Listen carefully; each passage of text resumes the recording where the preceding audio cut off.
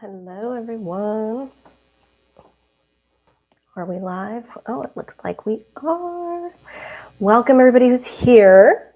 For those of you watching the recording, we are going to dive into strategies for managing ADHD. So, and one of those, spoiler alert, is just being adaptable.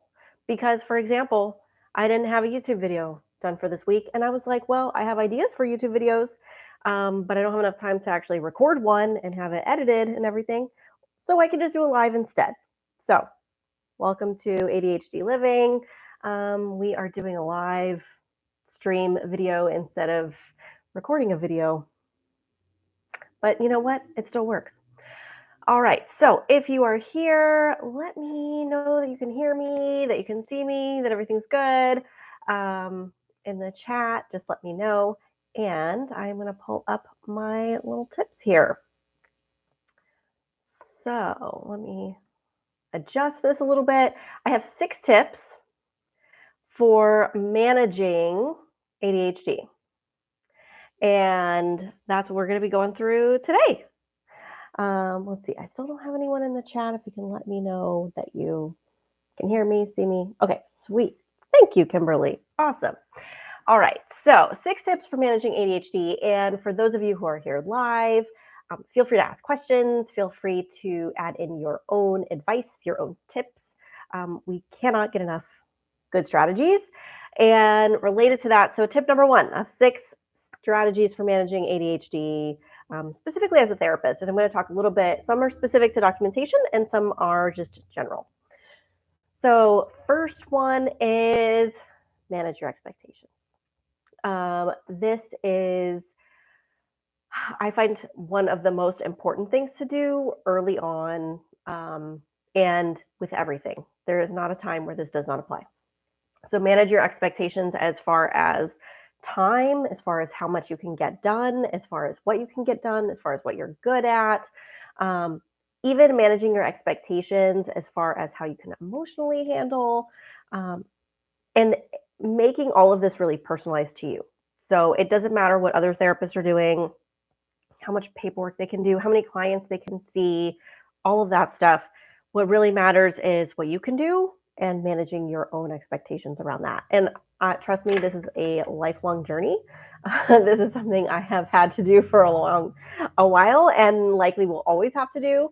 But I get better at it and learn from it as time goes on. So tip number 1, manage your expectations. And related to that, kind of like just be honest with yourself, and work in a lot of self-compassion throughout all of that, okay, as you learn what those expectations are. So tip number 2 is use bullet points. So this is specific to notes, but actually kind of applies for everything. So you can use this for intakes. You can use this for writing treatment plans. You can use this for even giving certain aspects in a report. For example, even when I wrote like psychological testing evaluations and I was writing up my recommendations, I put those in bullet points because it's a lot easier for someone to actually read and review if something is in bullet points than if it's in a narrative text format. So using bullet points is a lifesaver. It was a lifesaver for me when I was having to do a lot of documentation in my jobs in my agencies as well as in private practice. So I love writing in bullet points. It helps you take the task of writing out of writing because you're not worrying about words flowing together, etc. And it allows you to kind of order things in a way that you don't have to think about it so closely. So if you have not, and I recommend this all the time, you might have heard me talk about it, but here's a reminder: use bullet points in your progress notes, in everything, as much as you can. All right, so tip number 3, and this one some of you will not like, and that's fine. With all of these, take what you like and don't try what you don't like. But giving clients access to their notes. So when I moved into a private practice, so when I had my own private practice and I was no longer, understood anyone else's supervision, I knew that I had a lot of flexibility with my time, and I was I was very likely to get behind in notes easily. One of the ways that I managed that was by actually giving my clients access to their notes. Some of them read them, some of them didn't. The point is, I knew that they knew their notes were supposed to be in there. And that really helped to keep me accountable. So some of you have a supervisor or you work in an agency, and that can help a little bit. Although a lot of you, even though you have that setting, they're not offering that container for you. So you may need to ask for it. So if you have people around you who are in sort of an authoritative role, tell them if getting notes done is a struggle for you, and ask for their support. Ask them to be on top of you. Ask them to give you a deadline, and tell them that you need it. It really, really helps, because some people assume that you want flexibility and freedom, and I think a lot of us do, but in reality, it makes it so much more stressful to get things done. So, anyways, the way I managed that in a private practice was by being accountable to my clients. I would tell them, okay, I'm going to write that resource down in your notes, so you'll be able to check it out in your in the EHR later. Now, how this is like managed and how to give people access, that all depends on your EHR and what tools you use and all of that. There are different ways to do that. But if you have that capability, use it if you're comfortable with it. The side benefit also was that I didn't really worry about my clients seeing their notes, because they already were all the time. So it wasn't a big deal if I got a records request or something, because I already knew they were already checking out their notes. All right, so that was my third tip. So tip number 4 is outsourcing or hiring other people. And this means hiring people to do things that you are not good at, especially. Also hiring people to do things maybe that you are good at, but that stress you out or that you don't enjoy. And hiring people to do things that aren't the best use of your time and energy. So notes are one of the very few things in life that you actually can't really outsource. Like, you have to do your notes. You can outsource almost anything else in a private practice. Like, you can outsource using a phone service. You can outsource having someone do emails for you. You can outsource your scheduling, all of these things. You can outsource marketing and website management, billing. You can outsource cleaning. You can even outsource cooking if you want to, or shopping, but you can't actually outsource having someone else do your notes for you. So look at the things that really take up a lot of your time, cause you stress, etc., and outsource that. I am very open about the fact that I pay someone a large sum of money to be my project manager, and that means I pay someone else to tell me what to do. And it's just like, it is what it is. Does everyone need to do that? No. Does it work for me? Yes. It's what makes me get things done. And honestly, in the amount of productivity I have because of her and how she helps me, she pays for herself and beyond. So it ends up actually, making me money in the long run, but I have to pay someone just to keep me on track with things and to tell me, oh, nope, Maelisa, that's not a great idea. You're probably not going to get that done. Or, yeah, we can do that, but you need to plan ahead for that. Like, how about 6 months from now and not 2 weeks from now? So it's a huge, huge help. It's also something I know for myself, and what most people say is, when you go to hire someone, you almost always wish you had just done it sooner. So if you are thinking of anything you want to hire out, here is your call to action. Do it. Do it now. Do it today. Get it done. Open up your phone and start doing it right now while you're listening to the rest of this video, because it really is that helpful and can really be life-changing for how much time saved. And really here, it's not, I know money is a factor, but it's about way more than money. It's also just about energy, thinking about things, and the amount of time you're spending. So outsource whenever you can. All right, my 5th tip is make appointments to get things done. So related to outsourcing, one of the things I have learned, for example, with my accountant, She sends me certain things that she needs done. Oftentimes, I will wait weeks to do those things. But if I make an appointment with her, then it will prompt me either to get those things done like the day before I meet with her or the morning before I meet with her, or we'll just get some of those things done while we're meeting together. So I've really made an effort more recently to just say, hey, can I meet with you to do this? Rather than even sometimes hiring people to do things for me or having someone remind me of something. For me, it's worth it to actually just pay someone to do it with me because then I know it gets done. And that's even if there are just certain things I need to do. So make appointments to get things done. Related to that is our final sixth tip. I was going to say fifth and final, but it's our sixth and final tip, which is co-working. So co-working with other people.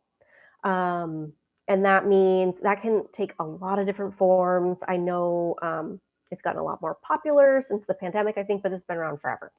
So co-working is working with other people present. You can do it online. You can do it in person.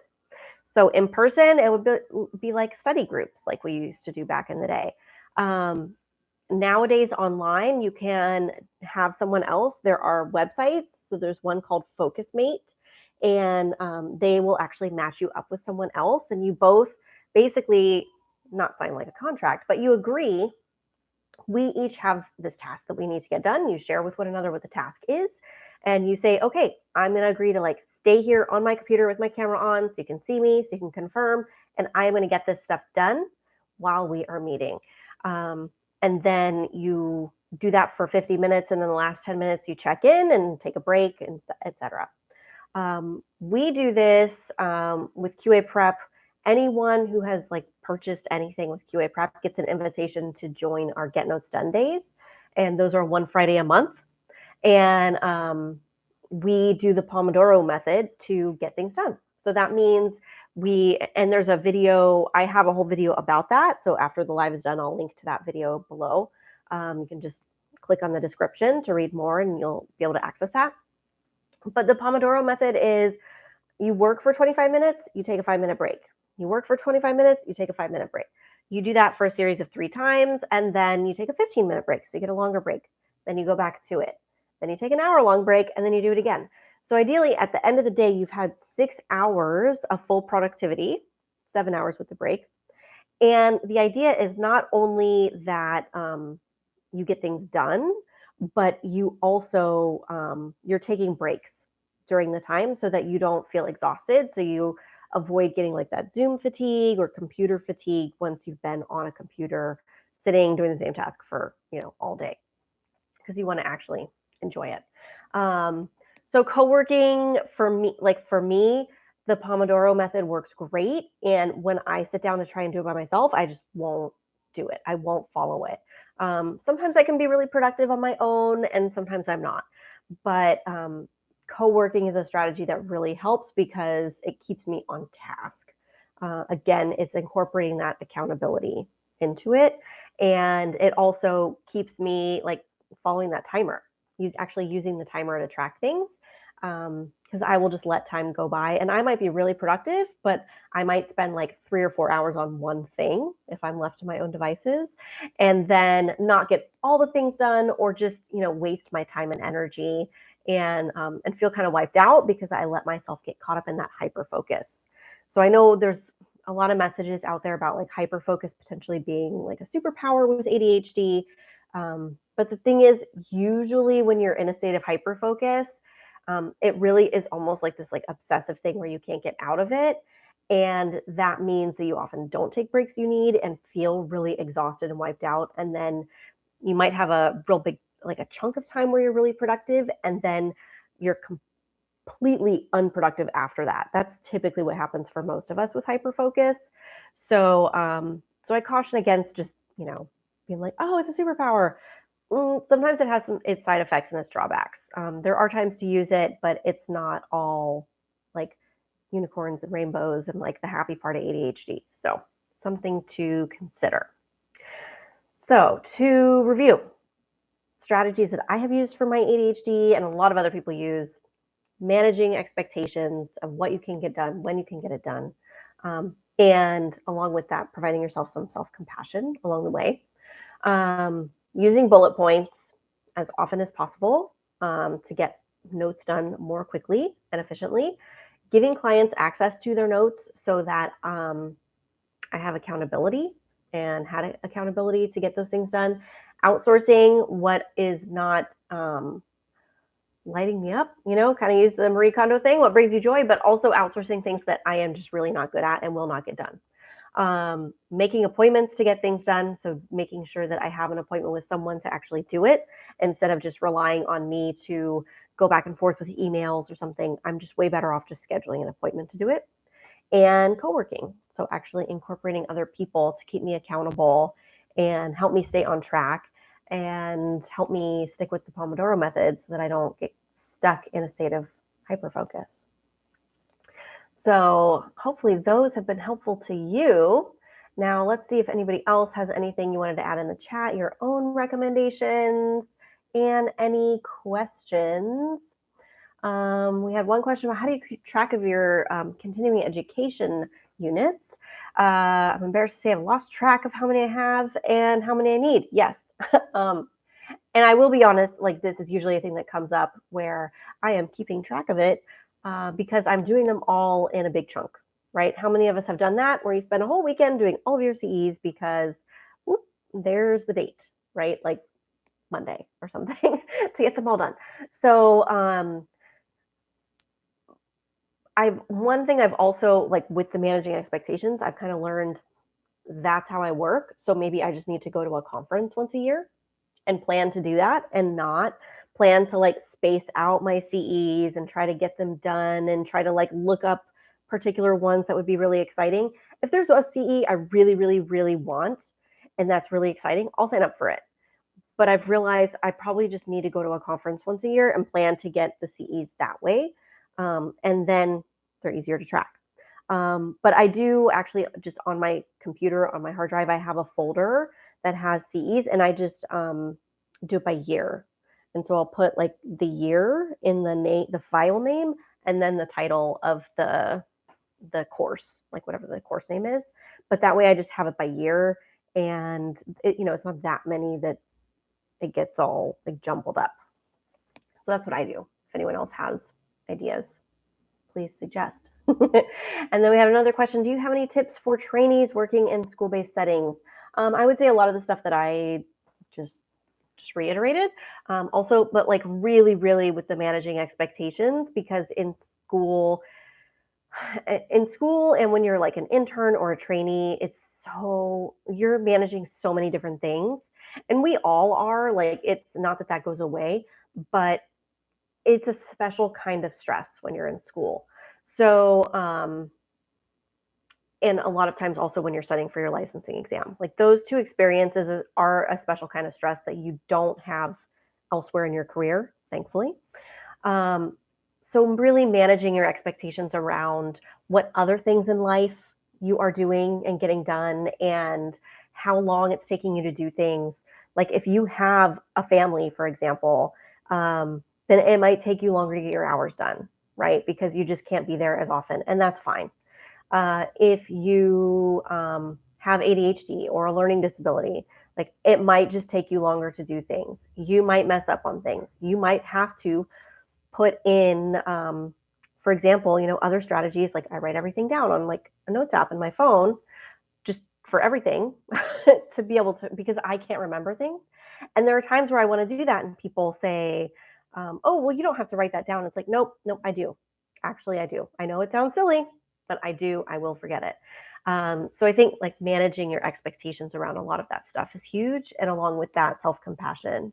So really, there are times where you mess up, and that is part of the training process. And that's part of life and ongoing. Like I mess up now and I make mistakes in presentations and doing all kinds of things. So, but I don't equate it so much with like my professional value at this point. I think because I'm a little bit more confident now that I've been doing this for a while, and that's a lot harder to do when you're new.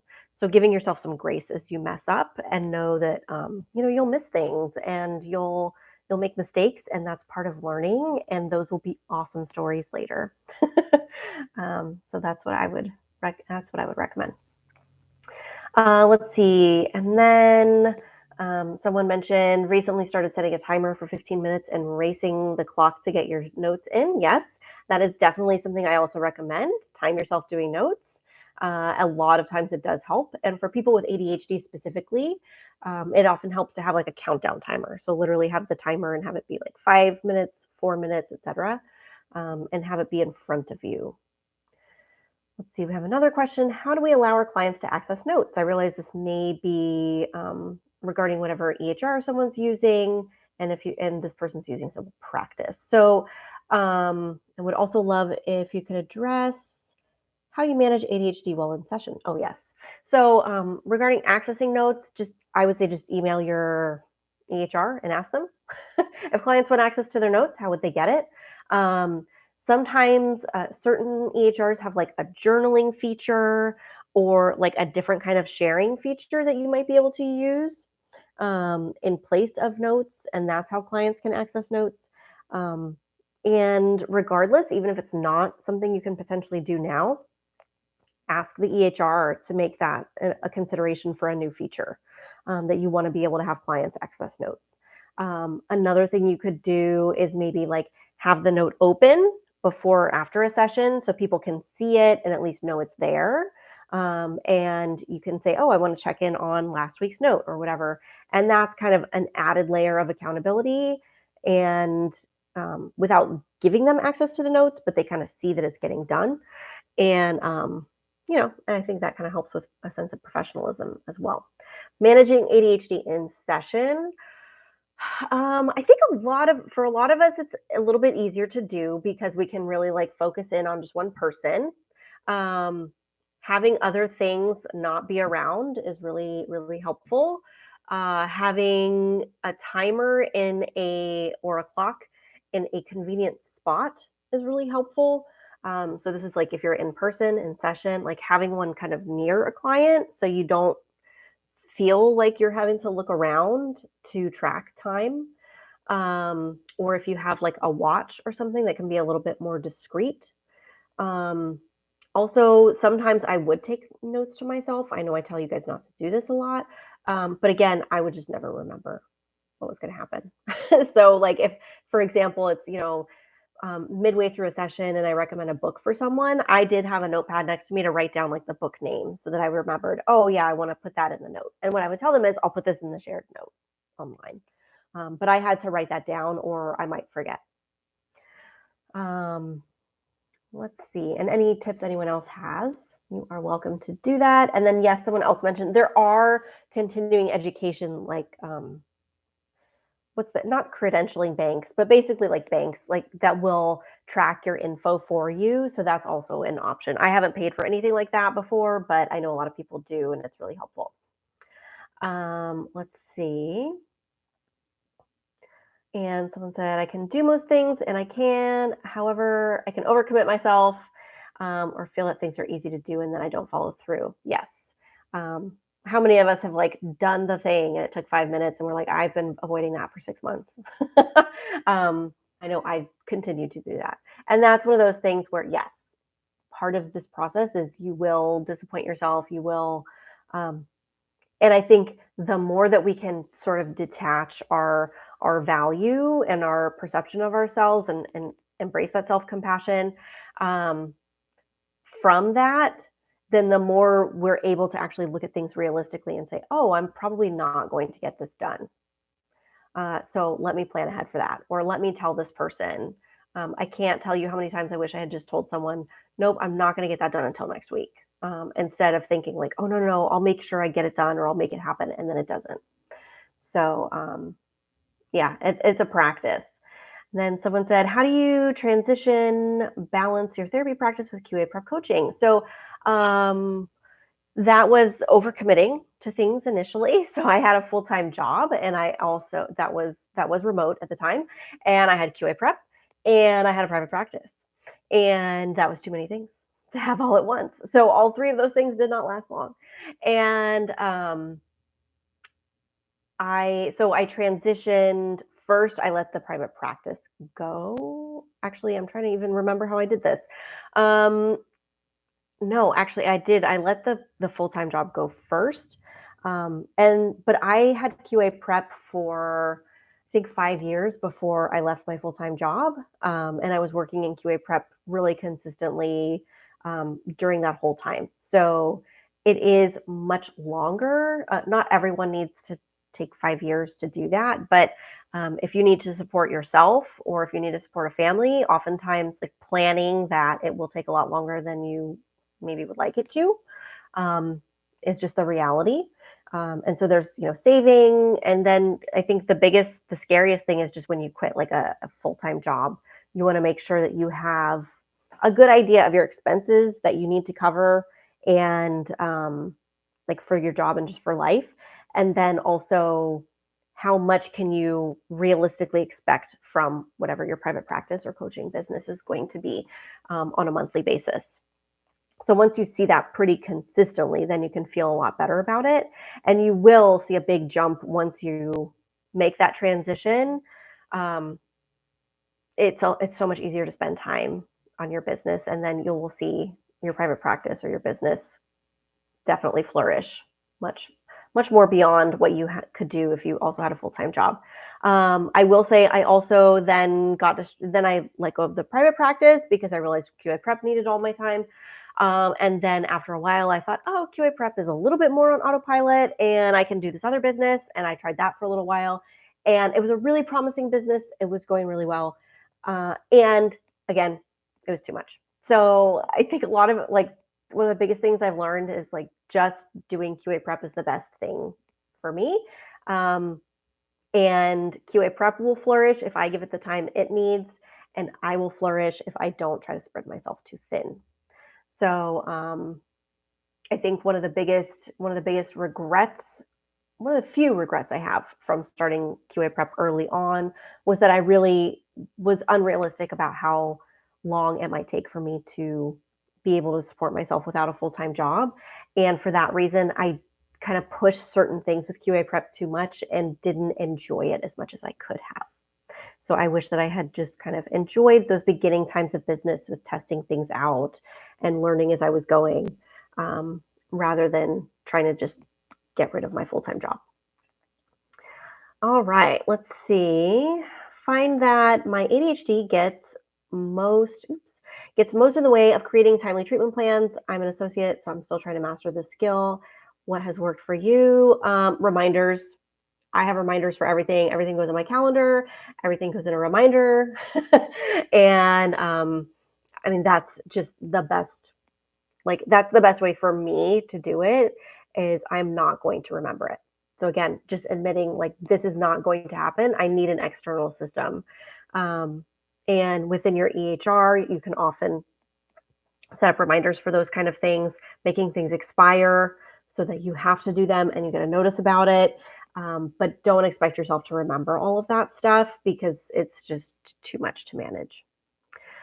Should a professional get accommodations for their ADHD for learning disability? And are there any good quality telehealth ADHD services for evaluations? I don't know the answer to the second question. I would say, check in with friends, colleagues about getting an evaluation and try.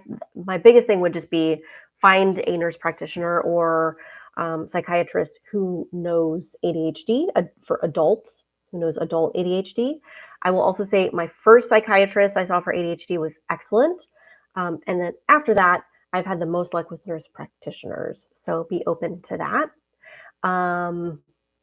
I will also say that I have seen quite a difference in my first, my psychiatrist kept retiring. So it wasn't like I was firing them or they were firing me. But so I had like 3 psychiatrists initially. And they were all men. And like I said, the first one was excellent. The nurse practitioners I've had more recently since I found a great one and then since moving were both women, and they picked up on certain things that the others did not, I think because they were men. So just take from that what you will, but I did really see an improvement being a woman with ADHD, also seeing a woman as a nurse practitioner, as an ADHD specialist. And should you get accommodations, that's dicey. So like whether or not you disclose if you have a learning disability or ADHD or any other kind of disability is really more of a like an employment issue. And it's something you don't want to just do. You want to kind of think through because there are potential consequences, both good and bad, that could happen. So you really want to look at, are there strategies, like what is your working environment like? How open are they? That kind of thing. How much is it impacting your work? And have you attempted to deal with a lot of things and use some strategies beyond actually like talking to HR, for example? So it's just one thing I've unfortunately heard of people who haven't had negative experiences after they've shared that stuff at work. So that's why I would love to say yes, go for it. But reality is some people do have negative experiences. All right. How do you find a good ADHD coach? They all say how great they are and want money. Yes, and they should get money, just like we should get money for working as therapists, right? And so here's one thing about ADHD coaching. I would say ask other people who have worked with them what their experience is. You want to know that. This is with any coaching. So business coaching, ADHD coaching. These are two like hot topics. Both of those. Find out from other people who have worked with them what their experience was. Talk with the person beforehand and see if they click with you, if you click with them. If you have any doubts, don't do it. Also, specifically for ADHD, well, even for business stuff, I will say I have gotten coaching in the past when I should have spent that money to just hire someone to do things for me. And especially more recently, that has been one of the biggest things. Okay, I should have hired someone to do a bunch of stuff for me instead of spending this money on someone coaching me. So really look at the coaching. I think ADHD coaching can be great when you're trying to learn skills, especially after maybe not only after you're recently diagnosed, but maybe if you've had a recent transition. Like for women with ADHD, a lot of times it's manageable until you have a baby or until you have like a couple of kids. So I noticed that tends to be like a breaking point for many women specifically. Also, when for just people in general, when you start your own business, that's another breaking point for a lot of people with ADHD. So if you're at one of those stages and you know it's really impacting you, yes, that's when coaching can be really helpful for dialing in strategies that work really well.